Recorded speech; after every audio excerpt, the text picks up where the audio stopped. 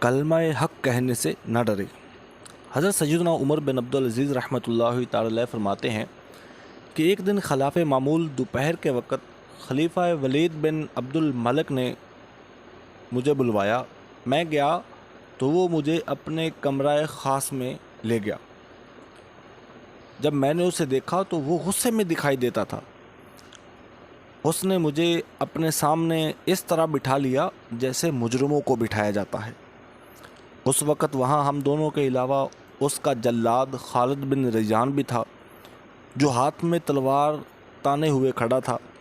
ولید نے گرجدار آواز میں پوچھا، اس شخص کے بارے میں تمہاری کیا رائے ہے جو خلفاء کو برا بھلا کہتا ہو؟ اسے قتل کر دیا جائے یا نہیں؟ میں خاموش رہا۔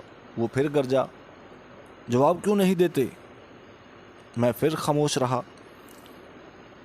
وہ مجھ سے ہاں کہلوانا چاہتا تھا۔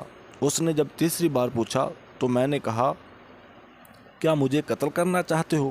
وہ کہنے لگا کہ نہیں، مگر سوال خلفاء کی عزت کا ہے۔ اب کی بار میں نے ہمت کر کے کہا، تو میری رائے یہ ہے کہ ایسے شخص کو خلفاء کی توہین کی سزا دی جا سکتی ہے۔ ولید نے سر اٹھا کر جلاد کی طرف دیکھا۔ مجھے لگا کہ اس نے مجھے قتل کرنے کا اشارہ کیا ہے، تاہم ایسا اس نے کچھ بھی نہ کیا، اور خلیفہ طیش کے عالم میں یہ کہہ کر گھر کے اندر چلا گیا کہ یہ متکبر شخص ہے۔ اس کے جانے کے بعد جلاد نے مجھے بھی واپس چلے جانے کا اشارہ کیا اور میں وہاں سے اٹھ کر چلا آیا۔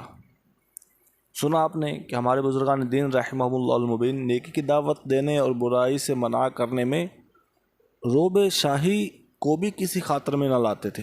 اے کاش کہ ہمیں بھی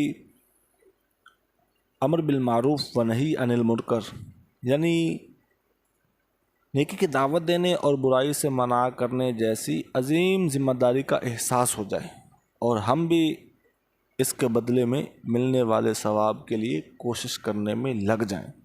ہمارے چینل کو سبسکرائب کر لیں اور بیل آئیکن کے بٹن کو آل پر سیٹ کر لیں تاکہ ہماری ہر آنے والی نئی ویڈیو آپ تک پہنچتی رہے۔